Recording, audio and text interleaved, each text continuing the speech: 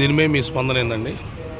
మాజీ మంత్రి రోజా అని పిలువబడే ఒక సరోజ, ఆమె ఒక అది పొలిటీషియన్ కాదు, ఇటు యాంకర్ కాదు, సినిమా నటి కాదు. ఊరపందిలాగా పవన్ కళ్యాణ్ గారిని రాజకీయ మనుగడ కోసం తను కంపునోడుతోటి ఏది పడితే అది మాట్లాడుతూ ప్రజల్లో నాంతం కోసం ట్రై చేస్తూ ఉంటుంది. గతంలో కూడా ఇలాగే మాట్లాడితే మా నాయకుడి గురించి ప్రతిపక్షంలో కూడా లేకుండా ఈరోజు ప్రజలు తీర్పిచ్చారు.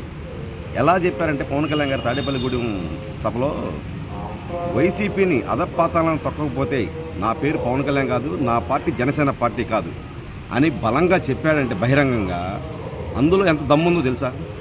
ఇలాంటి నోటి ఊరకుక్కలు మొరగబట్టే పవన్ కళ్యాణ్ గారు ఆ రోజున ఆ విధంగా మాట్లాడాడు. ప్రజలు కూడా టీవీల ముందు కూర్చొని చూస్తూ ఉంటారు. దానికి తగ్గినట్టుగానే మీరు 151 సీట్ల నుంచి 11 సీట్లకి మిమ్మల్ని ప్రతిపక్షం లేకుండా ఇచ్చారు. అయినా ఇంకా బుద్ధి లేకుండా ఈ రకంగా మాట్లాడతారంటే సిగ్గుండాలి.